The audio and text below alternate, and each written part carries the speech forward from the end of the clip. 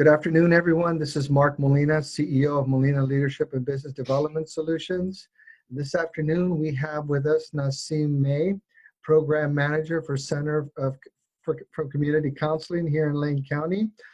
We want to continue on with the series we started last week on the mental health challenges that our communities are facing in this time of pandemic and quarantine. And so we're looking forward to having a very useful, practical, helpful conversation with Nasim today. And so we're looking forward to the things that we can learn that will help us cope and function much better. Nasim, good afternoon. Thank you for your time. Good afternoon. Nice to be here with you. Thank you. I know that your organization has been busy meeting with your clients online, continuing your services, working very diligently to help those in distress right now.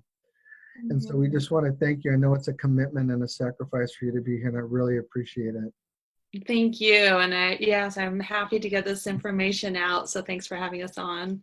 Thank you. Before we get to the program, I'm just going to read an introduction for those that will be listening. I think it's important that we establish, there's so much information on social media of all formats. It's important that the people we talk to are actually experts and qualified and have the training that they need to provide the information we're looking for. Nasim, Nasim Talabresa May received her MSW, which Master's in Social Work, in 2010. She received an MBA in 2011. Since then, she has taught as an adjunct faculty member at the University of Central Missouri and Pacific University. Her work with clients has been working with children and families with histories of trauma. Currently, she is a clinical program manager for the Center of Community Counseling. CCC is a not-for-profit counseling center that has provided services to the residents of Lane County for over 40 years. So Nasim, thank you for being here today. We had a preliminary conversation last week post my meeting with Patricia. And so I know that we have some things planned to talk about trauma-based symptoms. And with that said, I'm going to turn this over to you, and I will ask ancillary questions based on some of the areas you'd like to discuss. Great. Well, thanks again for having us. And yeah, I wanted to follow up with, like you said, our discussion, but also Dr. Pat Hasbach, which you had on the air last week, and just follow up with a little bit about what people may be going through, what to expect in the future, and some things that you can do here today to help you along this journey that we're all on into a little bit of the unknown, which raises anxiety for a lot of us. And so as we go through this, I thought I would point out some particularly vulnerable populations. You know, we hear this a lot with the physical issues regarding with the pandemic, you know, those with underlying health conditions, those are the elderly, that sort of thing. We find the same thing to be true in the mental health world. And so what I think you'll find as I go through this list is it covers almost everyone, or probably, if it doesn't include you, many of the people that you're close to. And so just like in the physical complications with this disease, we also have the underlying mental health issues. And so anyone who has already had a diagnosis or had bouts of depression, anxiety, I know you've talked about post-traumatic stress disorder in other areas of talking about mental health issues, those with bipolar. But so that would be one area that would make this a little more difficult for people. The other groups that are maybe struggling right now are those families who are not only trying to fend for themselves and provide for their families, but now they're also tasked with homeschooling their children and being home with their kids all of the time. Even if we're fortunate enough to be working from home, that's definitely a blessing in the fact that we are still working. But the difficulty is, how do I manage that now with the childcare needs of in my case, a 4-year-old and a 6-year-old, and their homeschooling needs, and on all of the pressures that families put upon themselves. on the other side of that spectrum are those living alone. And it can be very scary to be living alone in a time like this. And so who will check on me if I do get sick? Who will be there to support me? Who's there to help me with my laundry? You know, just simple things like that, that when we're normally sick can be difficult, but if we're sick and no one else can come into the building, how much more scary that can be for someone in that position. Unfortunately, there have been an increase in crimes and threats against the members of the Asian communities, those with Asian backgrounds or those who seem to have Asian backgrounds. And so just being mindful of that in our everyday interactions about perhaps the additional level of stress that those members of the Asian communities might be facing. And another group, of course, is those who have physical disabilities or any sort of disabilities, whether they be seen disabilities, someone perhaps in a wheelchair, or visual impairments, or those of the unseen. And so cystic fibrosis, things like that, where we may not be able to see it, or mental health diseases. And those people often need additional supports that may or may not be available to them right now. And so what that might look like. And so what is it like to be able to just go pick up groceries, right? When you rely so much on public transportation and being out and are not able to seclude yourself, and you're more vulnerable because you've got some underlying health concerns. And of course, those communities have also faced the fact that they haven't been valued so much in our American history. And so when it does get to the point where our hospitals are overwhelmed, that feeling that their lives may not feel as to be worth saving as much as a more abled person. So, a lot of fear there for that community, and rightly so. And then finally, the one group I probably left out as far as living situations, I talked about those living alone and those living with families.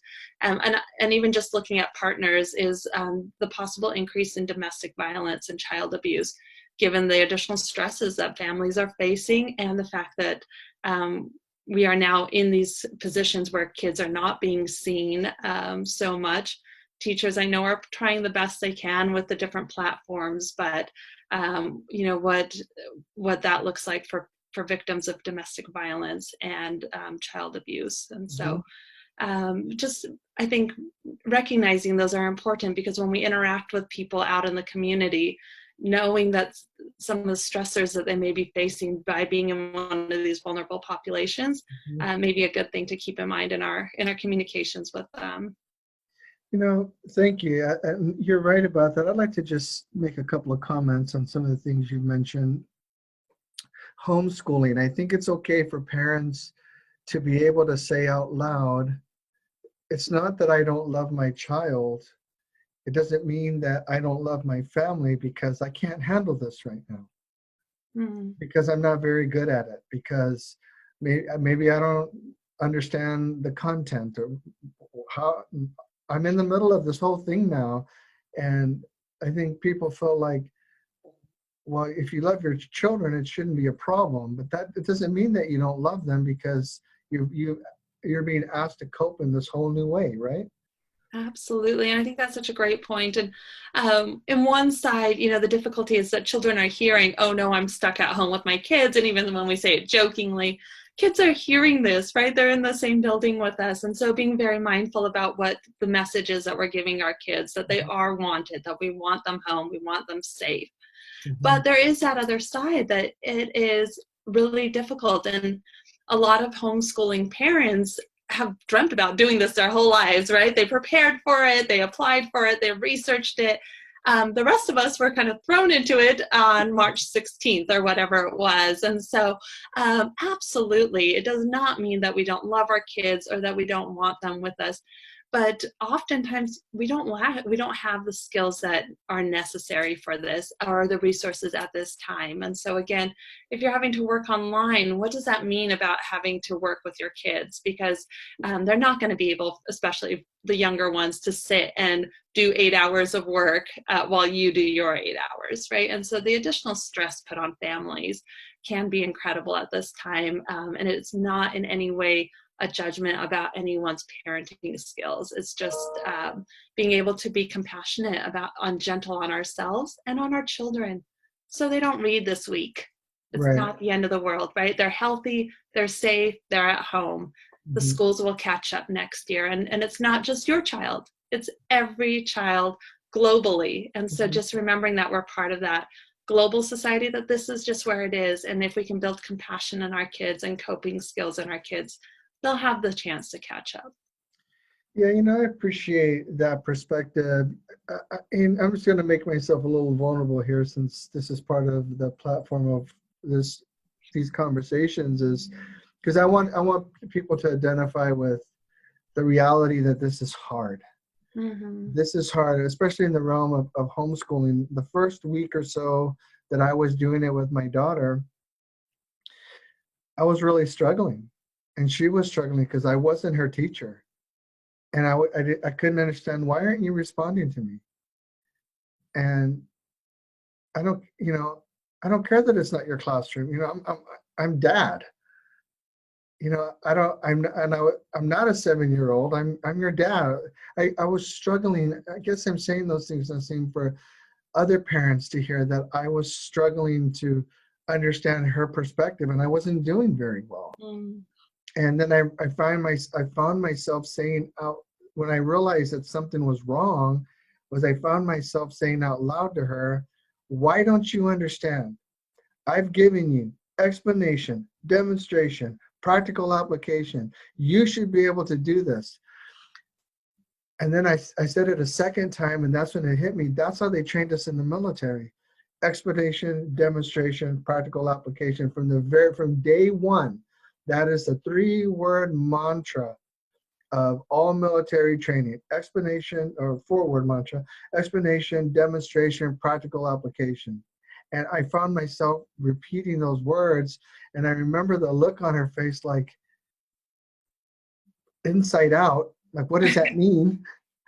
And that's when I realized I'm really not doing okay with this, and I don't know if I can do this. And I think that that's a great point. So many of the kids are learning in a different way than we are. And school is about so much more than learning, right? For the kids, it's about being with your friends. It's about learning from your peers. It's about being with your teacher. It's about all of this other stuff. And so, yes, we feel like, okay, I've taught you this, do it. And it's not that. And that's why teachers go to school and get these degrees, right? To be able to do that. And so to be thrown into that. But I think a little bit more importantly, what you're talking about too is the way that our stress comes out. And so just being aware that in children and adults, right, the irritability that grows when we feel stressed. And so one idea that you can think about is our brain and the way it's structured, and right. So here in the middle, you have your primitive brain, and then here you have your frontal cortex, which does a lot of our logical thinking. And so this idea of we flip our lid, this is actually from the literature, and so then what we're left with when we're not using when we're in a time of stress is our primal thinking. And so this is not the part that's going to be doing a lot of learning, and probably not going to be doing a lot of teaching, right? And so we're falling back into this more primitive way of thinking. And so it's not until we address the mental health issues, until we address the stress, the fear, the wanting to run away, the wanting to hide, the wanting to just be safe, until we address that and are able to come back down and have a sense of security, that's when this additional learning can kick in. And so I think, as parents, this is really good to remember about if kids are sleeping too much, if they're not sleeping enough, and adults, right?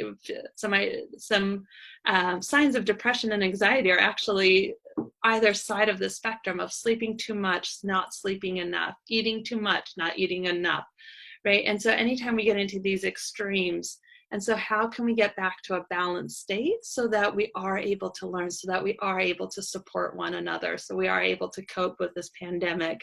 And so there are some ways to help with this. And one I think a lot of people have already heard is just maintaining a schedule, maintaining some sense of normalcy. That does not mean your kids are going to sit down at the table from 8:15 to 3:15. That is not what I'm saying. But what we're looking at is like, can you get up at a reasonable time together? Can you eat breakfast together? Or, if you're alone, can you call someone and have a cup of tea with them over Zoom? Can you get some exercise in your day? So my kids and I actually just did an obstacle course that we set up through the house, and roll up rugs and jump over them. And you don't need to have a lot of money to make this happen. Just chairs, climbing up, climbing down, that sort of thing. But can you get some exercise in your day? And then from there, maybe doing some work time. And I know that screen time is not appropriate for young kids, but if that's the way that it's going to be able to get your work done, there are some amazing resources out there during this time that are educational, both for adults and for kids. And so, utilizing some of those, again, being gentle on ourselves, that if you can't homeschool your kids 6 hours a day, then maybe they watch a few shows, or maybe they do something on the screens.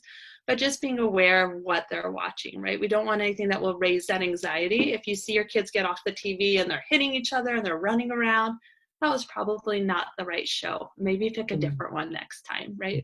We want things that can help us learn and soothe us. And so, and then going to bed is really important. So I know a lot of you have heard about being aware of how much screen time you have. And that means adults as well. How long are you on Facebook? What are you looking at? And so making sure an hour before bed that you have no screen time, right? And that'll actually help you get a better night's sleep and be able to do a lot better the next day. One other sad thing that I heard is that because restaurants are closed, Americans are not eating their fruits and vegetables. That Americans are known for doing this when they eat out.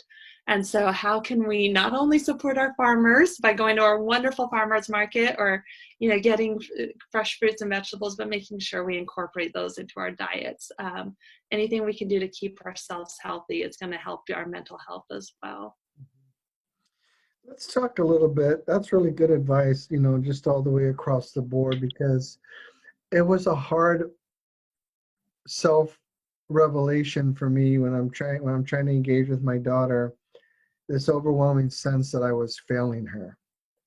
And the severity of that emotion was overwhelming in that moment, because that was the last thing that I was trying to do. Yeah. But because of my own lack of understanding around what was taking place between her and I, that was the end result. And so I had to really, I had to identify that and then find ways to move myself beyond that quickly, so I didn't get stuck in that mindset. Yeah. Let's talk about those other parts of our population that we don't always think about. In particular, I want to start with those that are living alone. Because we all know someone who is living alone, and I have been having phone conversations with many of those friends that we have, common friends that Abigail and I have, that are widows and or living alone. And I'm always amazed at how much we forget what it's like to be alone. Absolutely. And again, sometimes, and not for everyone, but for some people, that feeling of depression really increases when we're alone, right? That we're not worthy of having relationships. And so we really want to reach out to those who are alone, and those who are alone can help that process by reaching out as well, because sometimes it's very easy to get wrapped up in our own lives and to forget that those are around us. And so, like I said, just a few minutes, it doesn't have to be long, but if you're able to have a cup of coffee in the morning, maybe you have that cup of coffee over Zoom or a phone call with a friend, or you write a letter. That's a great activity for kids, actually, is to write letters to grandparents, draw pictures, somehow connect with someone outside of your home. And if you are living alone, trying to do that as well, finding ways that you can meet up with other people who are living alone. I definitely think about a lot of our nursing homes right now where people are locked into their rooms for health reasons, right? And so how can we reach out to our loved ones, and knowing that that human connection is so important. We know that that human connection can help with substance abuse, with depression, anxiety. And so what can we do today to reach out to somebody and just say, how are you doing? And really listen to the response. I think it's important that we don't have to have, it's okay for us to, we don't have to have all the right questions. Right? We don't have to know what's the next best thing to say, but just somehow being available. Absolutely. Just making that contact every week, letting them know that you'll reliably be there for them. Mhm. And yeah, just, a simple, how are you doing? What's going on for you today? Do you have any plans for today? Absolutely, because of course, the other area, and this is not just for people who live alone, is the increase in feelings of suicidality. And so Yes. just checking in with someone can be a life-saving technique. Now, what about those with any form of physical disabilities, seen or unseen, known or unknown? Mhm. Um, what are some of the things we should take into consideration as a community? Let's say we don't have anyone with that specific particular issue in our home right now, but we all know someone who does. What are some of the things that we should be aware of that might be feeling or thinking? There are so many great organizations in this town who offer services and might be able to give even better ideas on this. But I would say just realizing that the extra struggle that people face, knowing that the rates of abuse and assault are so much higher on those who have physical disabilities. And just really maintaining, again, contact, making sure that people are okay if you do know someone in that community.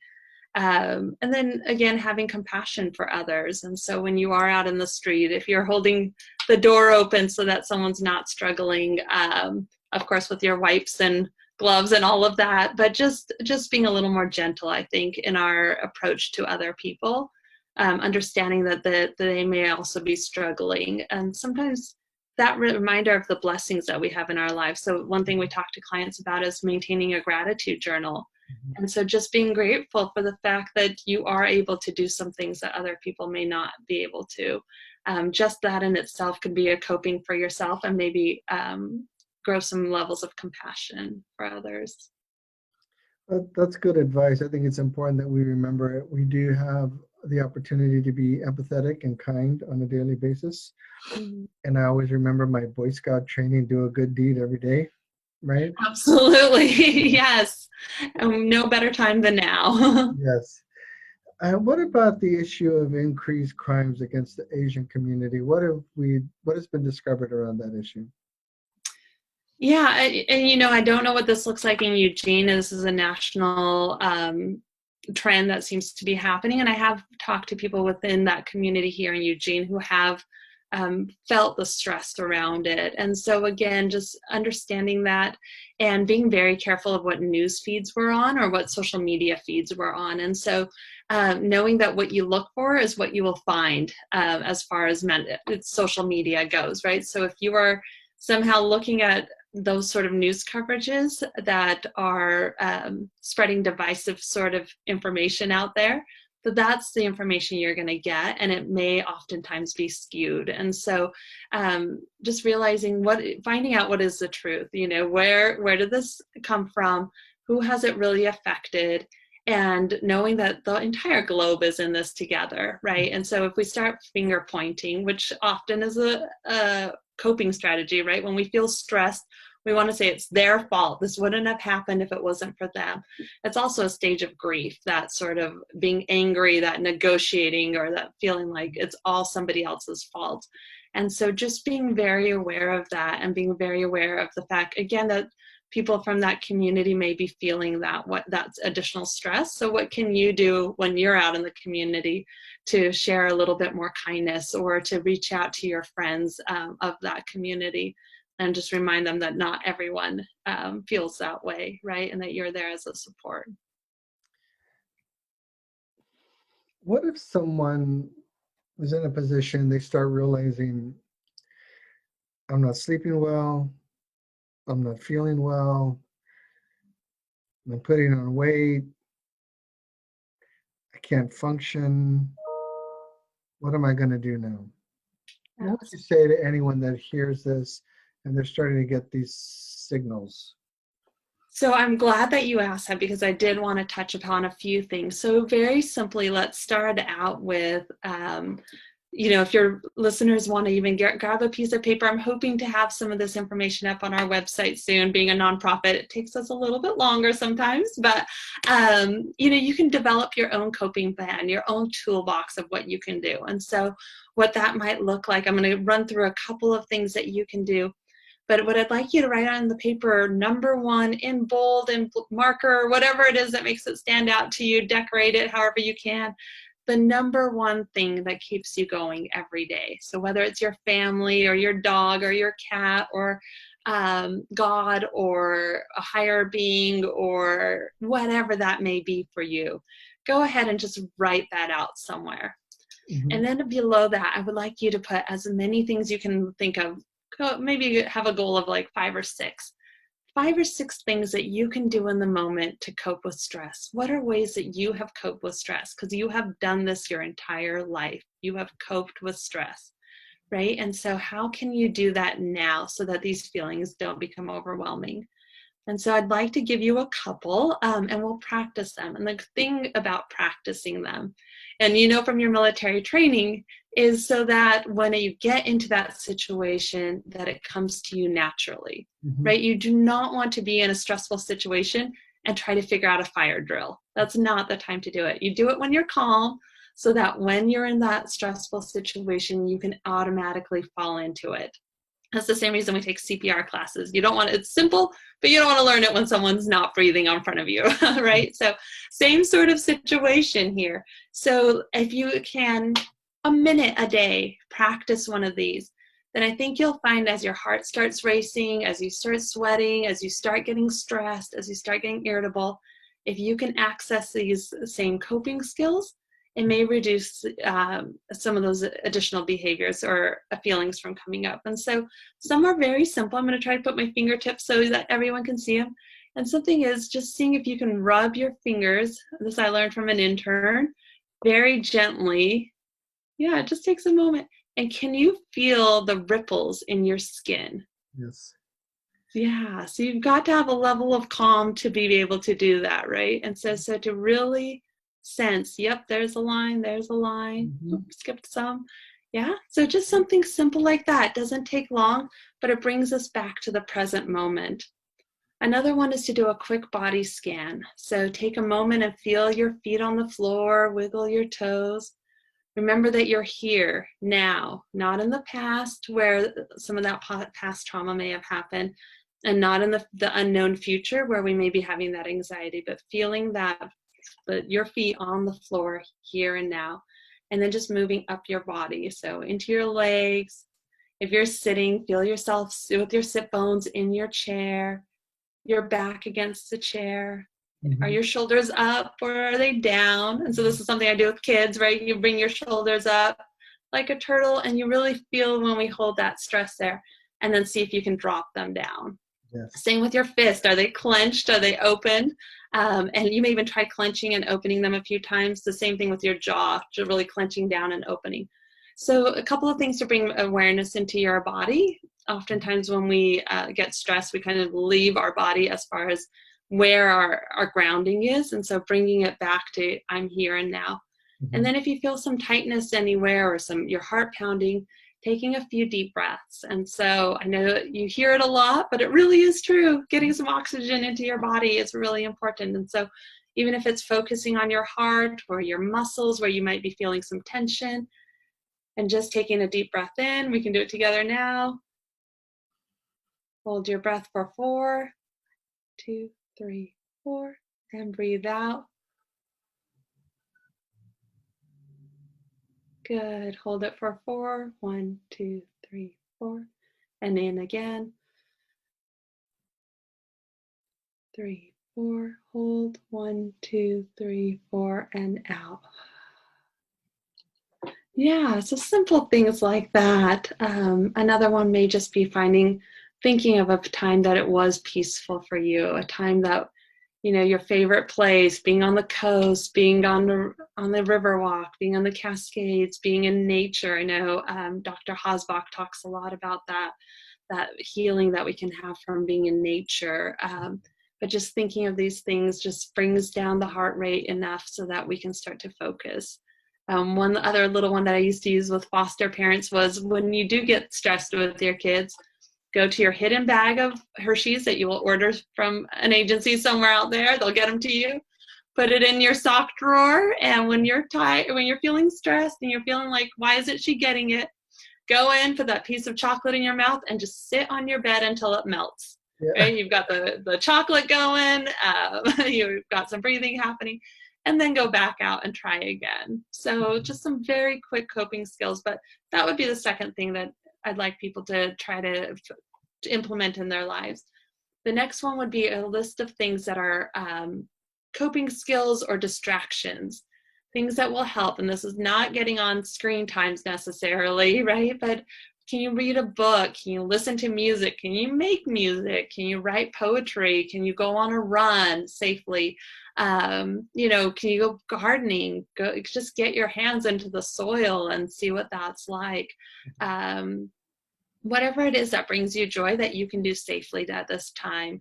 And sometimes it's being creative, whether it's making an obstacle course in your home or just sitting underneath a tree.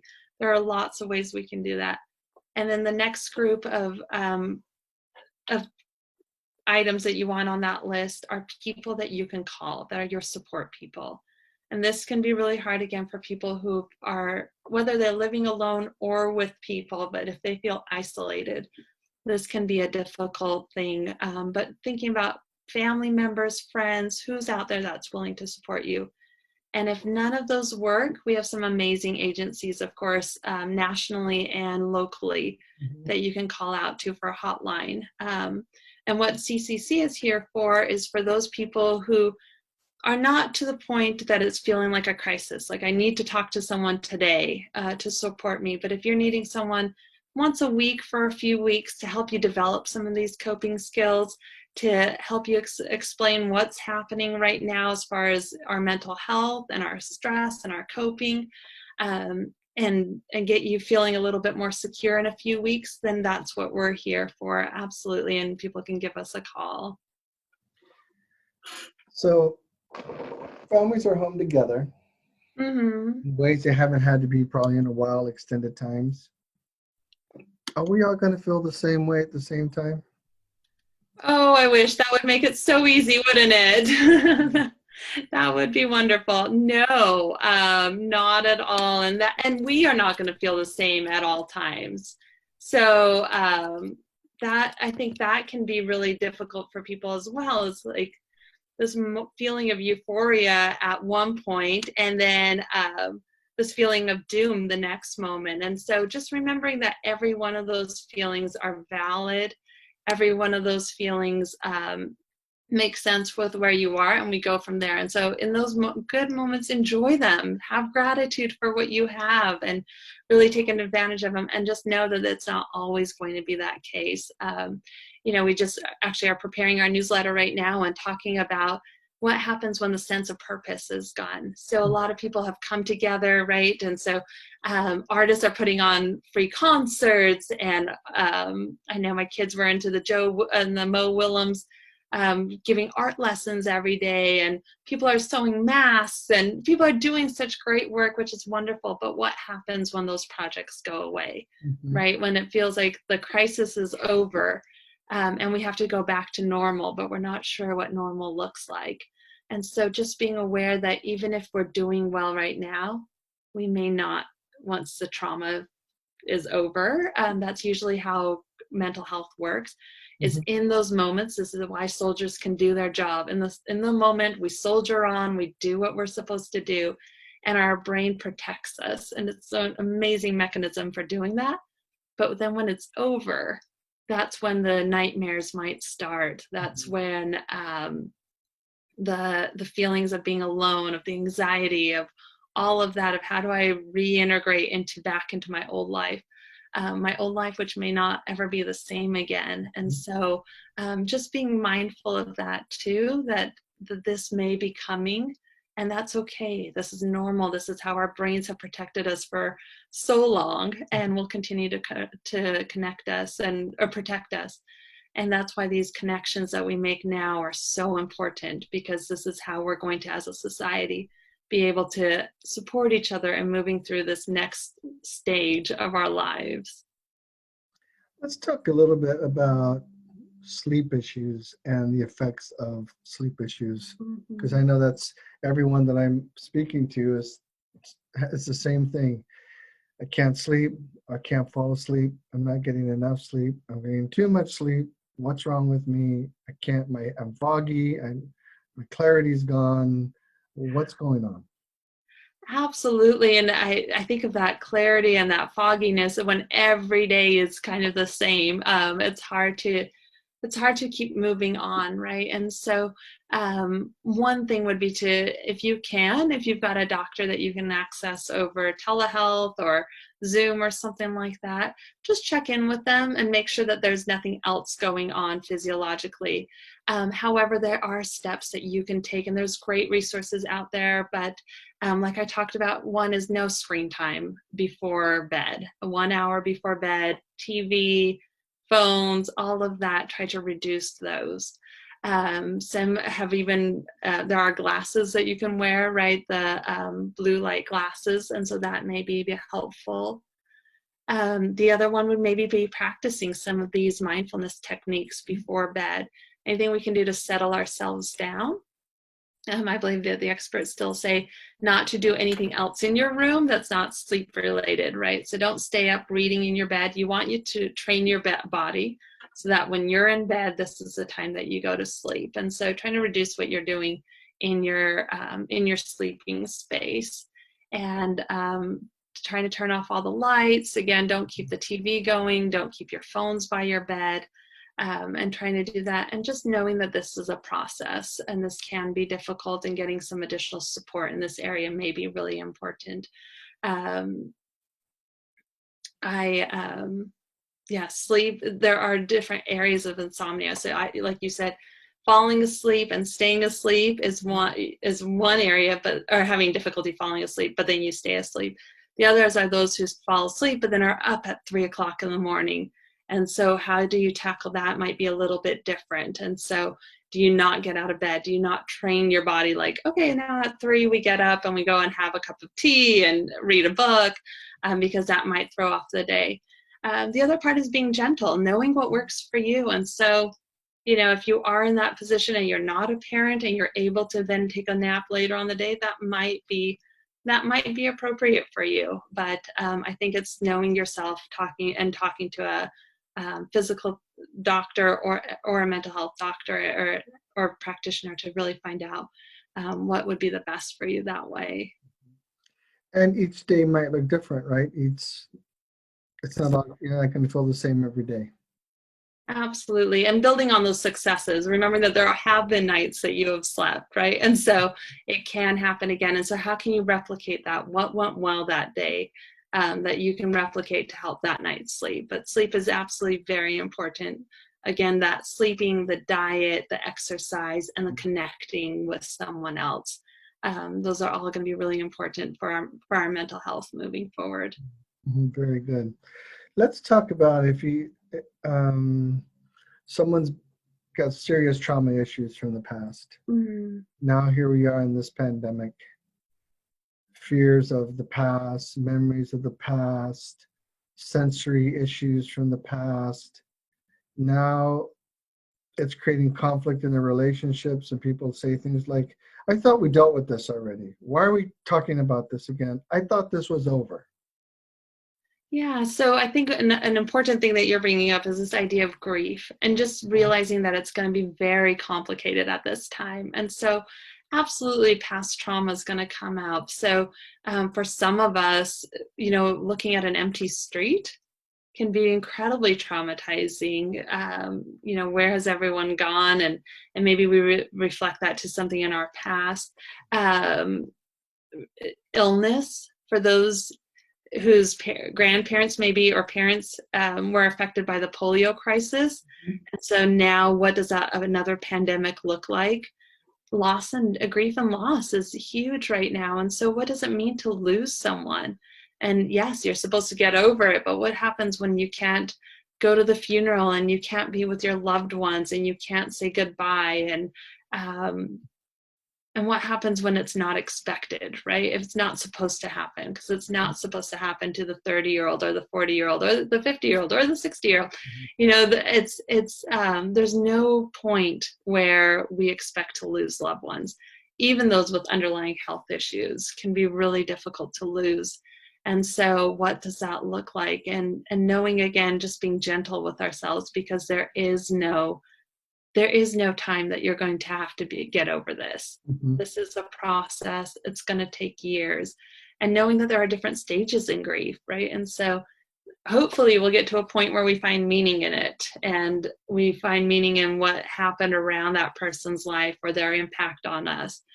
But before that stage, there's a lot of sadness, and there's a lot of anger, and there's a lot of negotiating and not believing and being in denial, and surely that's not what happened. Surely they're still there in their home, making their casserole or whatever it is that you remember of that loved one. And so, I think grief is going to be a big piece of what what we're working through for the next little while. But knowing that's going to be complicated by past trauma, and knowing that your past trauma is always, if not, or I would say always, I would say often, changing our behavior or affecting our behavior. And so, yes, if you've had difficulty as a child and now you're stuck in a home with your own children or in a domestic violence situation, that's going to feel a lot more extreme given your history. Like I said, if you've lost people to illness, to a sort of pandemic sort of situation, it's going to be a lot worse. And so being gentle on ourselves and being gentle on those around us, and if possible, reaching out to a mental health therapist to process some of that past trauma and grief. I think it's also important we consider that people who lose, there are people that are getting married via iPad ceremonies, via only one or two person in the room, the counseling their weddings. We know graduations are canceled across the board. People going not only just in the local high school, elementary, but people who are in their way to college, to finish college, or to start their college careers. But for those that will lose loved ones, that experience death, and there are people experiencing death every day, not all due to COVID-19, but people die. I think it's important that we remember that those families' grief cycles are going to become much more complicated now, because you don't have the standard communication or visitation or viewing or graveside service. And I think it's important that we really stop and take a moment to consider that component of the mental health aspect of our community. Absolutely. And that idea of complicated grief. And so what happens when the straw breaks the camel's back, right? And so you talk about graduations. For my own family, the biggest grief so far has been, and it's small in relativity. And so I just want to point that out. But my son not being able to complete his kindergarten year, which he loved, right? And so that's one grief, and you deal with that, and then you deal with the fact that you're home, and then you deal with the fact that summer is not going to look the way it should, right? No picnics, no Amazon Park, none of that. And so they start to build on each other. And so you're like, okay, I can get over this one, I can get over that one. But when is the point where all of that grief adds up and it just doesn't feel like I can take another one? And so whether that's the loss of a loved one or a friend, which unfortunately is happening at an incredibly high rate, or it's the loss of that relationship, right? And so, and then like you said, there's no simple way to have closure around that grief, because we're not going to be able to have funerals in the way that we've ever had. And so probably a funeral is not the time that you're looking forward to being creative. but we may have to be in order to honor those who have passed. And so absolutely, grief is going to be complicated right now, and we're going to think about the fact that so-and-so who just passed away this week may not have been able to 2 weeks ago go to their granddaughter's graduation or prom or help her get ready for that, right? And so all of these build. And so again, I think the theme of this is to be gentle on ourselves, gentle on those around us, and realize that this grief is probably going to take a long time to get over. And so I think of miscarriages in sort of the same way. And so people who have gone through the process of having a miscarriage will know that oftentimes that, there's so much hope around what this day is going to be like when you have this child. And then you have the miscarriage, and that's difficult enough to go through. But then you get to the expected due date and you grieve it all over again. And then you get to the idea of what would her or his name be, or the first birthday, or any of these sort of things. And every year then, for a while, that grief comes back around. And I have a feeling that that's going to be the same here when we think back to kindergarten years or high school graduations or birthday parties. We're going to remember the trauma and the grief that was this year. And that's gonna affect us for a very long time, and that's okay. That's the way our body processes things. That's the way our mind processes, and that's where the emotions. That's how we process the emotions over time. And so that's why it's important. Oftentimes, when it does get to the point where having that sheet of paper that I talked about in the beginning is not enough, right? And it starts to interfere with our ability to parent, our ability to be in a relationship, our ability to trust again, our ability to work. When it starts to interfere with these, that's when we probably should seek some professional support. And the Center for Community Counseling hopes to be one of those resources out for the community right now. What are some of the areas that CCC covers? I mean, how many? You have a board, you have staff. Talk to me a little bit about the configuration. Yeah, so the Center for Community Counseling, I think, is a really unique organization in that we haven't changed much in the 40-some years that we've been going. And so we really started because someone realized the need for mental health services in Lane County. And so Jan, opened up her a room outside of St. Thomas Church that used to have been used for Halloween haunted houses, and started to try to provide that service. And within a couple of weeks, she and the fellow committee that was with her were full.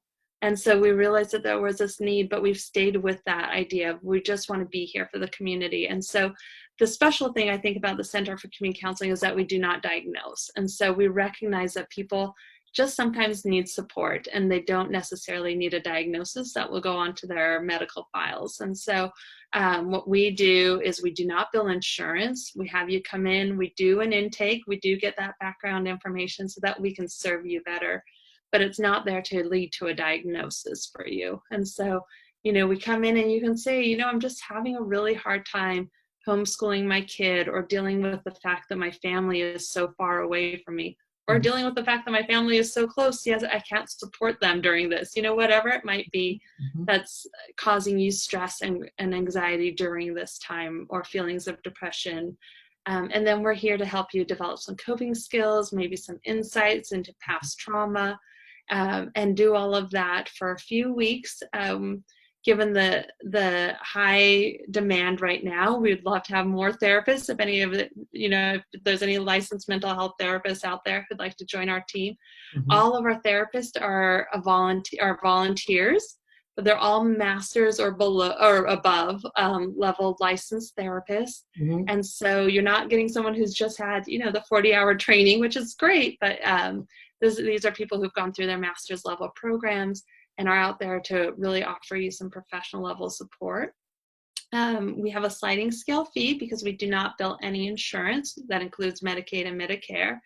And so if someone's interested in services, it's a little bit of soul searching and to decide how much is reasonable for you, knowing it's a weekly session.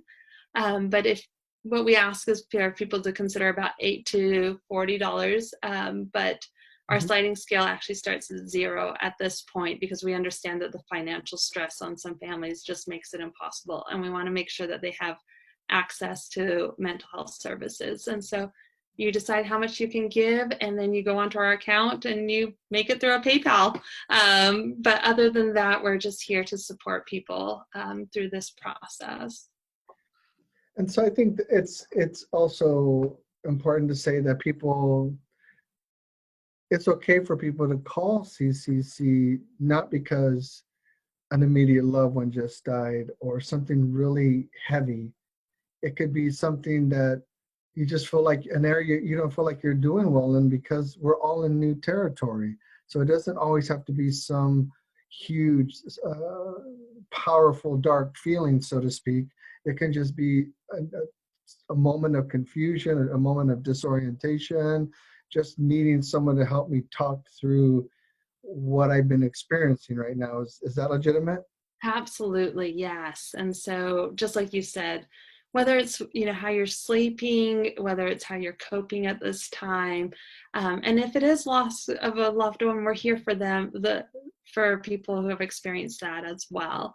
But really, we're not an emergency service, and I think that's important to know. So it does take us a couple days to answer messages and get back to you, but that's just because we're a very small agency with a lot of calls right now. But it really can be about anything that you're feeling like, if I just had a little bit of support around this, I would be able to meet the demands of my life a little bit better right now. And so we want to be part of that. We want to support parents. We want to support those living alone.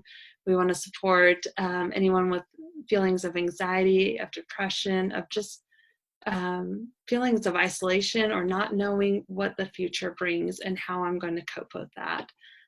Any of those, and any case that's not related to our current situation, right? If you've been thinking, I wonder what counseling would be like, we're here for you as well. Very good. Now, does CCC see children? We do not. We only see adults 18 and over. There are some great services out there for children, and I know that a couple of places have opened back up for children. And so, yeah, we unfortunately cannot serve children right now, but there are some great agencies out there for children right now. And I'm going to ask a question that might seem a little ignorant because I don't know, so I'm going to ask. Sure. What about those with some form of disability, not developmental, with some form of physical disability? Is it ADA accessible? Do you have those there that are trained to help someone with a physical disability, how it might compound how they're feeling? Sure, we actually do. We do have one of our volunteers who actually specializes in disability, understanding that and implementing that. We are in a very old building, again, a small agency, but we do have at least one room that's ADA accessible. And so we do our best, but at this point, it's all telephone and Zoom right now. So as long as you're able to contact us somehow and reach out to us, then we're able to support you in that way. We don't do text at this time, but if you've got a phone or Skype or Zoom capability, then yes, we're able to support anyone in our community who's, again, not in a situation of crisis, but just needing some additional support. Yes, all of our therapists are trained to be able to do that. So if someone felt that it was an emergency situation, not necessarily physically, but just the mental health aspect, what would you say to them about what they should consider doing right now? So if that, oftentimes people who experience those feelings have this already, but again, developing that coping plan that we talked about, writing it down, putting it on your refrigerator, keeping a copy on your phone and your bedside table, so that in an emergency, you're able to look at it and try your coping skills. If those don't work, then reaching out to people. And so, your natural supports, your friends, your family are probably the best ones to call. But if those are not available to you, luckily in Eugene, we do have Whitebird. You can call the non-emergency number of the police station. All these agencies are still there, still sacrificially, I think, supporting our community. Whitebird, Cahoots, Hourglass, the ER, the non-emergency police number, and the National Suicide Line.